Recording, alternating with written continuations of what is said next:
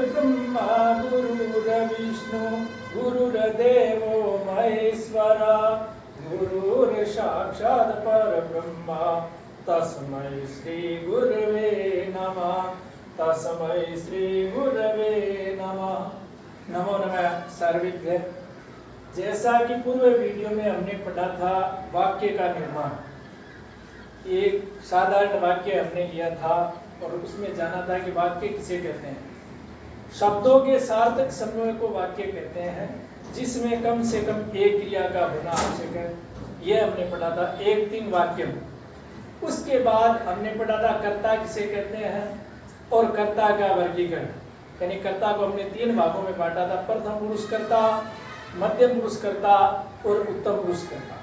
प्रथम पुरुष कर्ता जैसे सहतौते, साते ता, तत्ते तानि, भवान भवन्तो भवन्ता, भवति भवत्यो भवत्यः, राम रामो राम, ये सब प्रथम पुरुष कर्ता थे। उसके बाद पढ़ा था मध्यम पुरुष कर्ता, त्वम, युवाम, यूयम, और उसके बाद पढ़ा था उत्तम पुरुष, अहम, आवाम, वयम। उसके आगे पढ़ने के लिए तैयार है हम लोग। एक साधारण वाक्य ले रहे हैं, राम पुस्तक पढ़ता है। एक साधारण वाक्य है, रामा ये करता है, इसके बारे में हमने चर्चा पिछले वीडियो में की। अब हम पुस्तक, ये कर्म है, कर्ता जिसको सबसे अधिक चाहता पसंद करता है वो कर्म कहलाता है। यहाँ तक की बातें कर ली। अब हमें आगे पढ़ना है पढ़ता है, इसे क्या कहेंगे। पढ़ता है ये एक क्रिया, क्रिया वह होती है जिसे किसी काम का करना या होना पाया जाता है, उसे क्रिया कहते हैं। क्रिया दो प्रकार की होती है, सकर्मक क्रिया और अकर्मक क्रिया। सकर्मक क्रिया का अभिप्राय यह वह क्रिया जिसका फल कर्म पर पड़ता है। एक उदाहरण लेते हैं, वह लिखता है, ये वाक्य है। इस वाक्य से जब हम क्या का प्रश्न पूछेंगे, वह क्या लिखता है, तो इसका कोई न कोई जवाब आएगा। वह निबंध लिखता है, वह कहानी लिखता है, वह प्रश्नोत्तर लिखता है, वह लेख लिखता है, यानी क्या का यहाँ कोई न कोई जवाब होगा। इसलिए यह क्रिया सकर्मक क्रिया। इसकी जगह आप दूसरा उदाहरण लिख सकते हैं, वह खाता है, वह क्या खाता है, इसका जब प्रश्न पूछेंगे तो कोई न कोई जवाब आएगा। वह खाना खाता है, वह मिठाई खाता है, वह फल खाता है, वह केला खाता है। और जब ऐसा ही प्रश्न इससे पूछेंगे, वह सोता है, वह क्या सोता है, तो इसका क्या का कोई जवाब नहीं आएगा। जब क्या का कोई जवाब नहीं है तो वह क्रिया अकर्मक कहलाती है, और क्या का जब कोई न कोई जवाब होता है तब क्रिया सकर्मक कहलाती है। क्रियापद का मूल संस्कृत में धातु के नाम से जाना जाता है। जैसे पठती एक क्रियापद है, उसका मूल पठ है, वो धातु कहलाता है। संस्कृत में धातुएं तीन प्रकार की है, तीन तरह का उसका वर्गीकरण किया गया है। परस्मैपदी धातुएं, आत्मनेपदी धातुएं और उभयपदी धातुएं। अब हम इनमें अंतर जाने। परस्मैपदी धातुएं जैसे साधारणतः हमने पढ़ी है, पठती, लिखती, खादती, धावती, चलती, गच्छति, आगच्छति, वदति, हसति, नमति, इस प्रकार की जो धातुएं हैं वे धातुएं परस्मैपदी धातुएं। उभयपदी आत्मनेपदी धातुएं, जिन धातुओं के अंत में ती के स्थान पर ते जुड़ेगा, तय आताम ज्यादि प्रत्यय लगेंगे, वे धातुएं आत्मनेपदी होगी। सेवते, लभते, रोचते, सेते, वर्तते, मोदते, इस प्रकार की धातुएं हैं जो आत्मनेपदी धातुएं कहलाएंगी। जो धातुएं परस्मैपदी भी है, आत्मनेपदी भी है, उन धातुओं को हमें उभयपदी धातुएं कहते हैं। जैसे पचती और पचते, ऐसी करोति, कुरुते, ये दोनों रूप जिन धातुओं के बन सकते हैं वे धातुएं उभयपदी धातुएं कहते हैं। अब धातुओं के बाद या क्रिया के बाद यहाँ पढ़ता ये क्रिया है, उसके आगे जो शब्द लिखा गया है, इस है शब्द को हम कालवाची शब्द कहेंगे।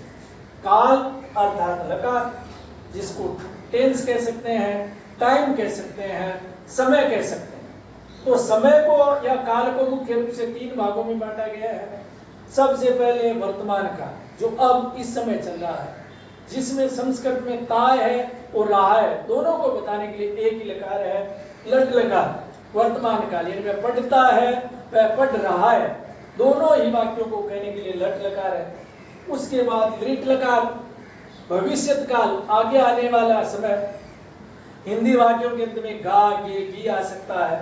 वह पढ़ेगा, हम सीखेंगे संस्कृत, या मैं सत्य बोलूंगा। गा, गे, गी ये जिनके अंत में आएंगे वह भविष्यत काल, उसको दृढ़ लकार कहेंगे संस्कृत में। उसके बाद लंग लकार। भूतकाल जो समय पीछे बीत चुका उसे लंग लकार कहते हैं। हिंदी में भूतकाल, ता था थी ते थे या आ ई ए वह गया, ठीक है, हमने संस्कृत सीखी आदि। उसके बाद लोट लकार, आज्ञार्थ काल, आज्ञा देने के लिए, आज्ञा लेने के लिए, क्या मैं पढ़ूं, ठीक है, तुम घर जाओ, ऐसे वाक्य बनाने के लिए आज्ञार्थ काल लोट लकार होगा। उसके बाद विधिलिंग लकार, चाहिए अर्थ में, अध्यापक को पढ़ाना चाहिए, विद्यार्थी को पढ़ना चाहिए, इंद्र को बरसात करनी चाहिए, ऐसे चाहिए अर्थ को बताने के लिए विधिलिंग लकार। अब हम थोड़ी सी आगे बात करते हैं कि लकार के संबंध में ही हमें मुख्य रूप से ये 5 लकार पढ़ने हैं 10वीं कक्षा तक। उसके बाद की कक्षाओं के लिए जो तैयारी कर रहे हैं टेट की आदि, उन विद्यार्थियों के लिए थोड़ा सा एक प्रश्न और बनता है यहाँ लकार के अर्थ में। जैसा हमने पहले माहेश्वर सूत्र पढ़े हैं, अ, ई, उ, री, द्रि आदि, इनसे ही लकार बने हैं। ऐसे बनने वाले लकार है लट और लंग। ऐसे ई से बनने वाले लिट, लिंग। लिंग लकार भी आगे चल करके 2 तरह का हो जाता है, आशीर्लिंग और विधिलिंग। ऊ से बनेगा लुट और लुंग। उसके अलावा री से दृढ़, भविष्य काल में दृंग। इसके अलावा एक लोट लकार, आज्ञार्थ काल। ये 10 लकार सामान्य यदि प्रश्न पूछे कति लकाराः तो उसका हमें जवाब देना 10 लकाराः। हमें अभी 10वीं क्लास तक केवल ये 5 लकार पढ़ने हैं, परंतु आगे की परीक्षाओं के लिए यदि प्रश्न हो तो कति लकाराः, 10 लकाराः। उसके अलावा 11वां लकार एक और होता है जिसको लेट लकार कहते हैं। यह छंदो मात्र गोचरः, केवल वैदिक संस्कृत में ही होता है, लौकिक संस्कृत में इसका प्रयोग नहीं किया जाता। तो इसी के साथ आज की ये कक्षा समाप्त की जाती है। मैं आशा यानी पूर्ण विश्वास करता हूँ कि आप अपने इस चैनल आचार्य हनुमान को ज़्यादा से ज़्यादा सब्सक्राइब करें, शेयर करें, लोगों को इसके बारे में बताएं, तो मैं अपनी मेहनत सफल समझूंगा। जय तो भारतम, जय तो संस्कृतम, जय तो भारती, जय तो संस्कृत।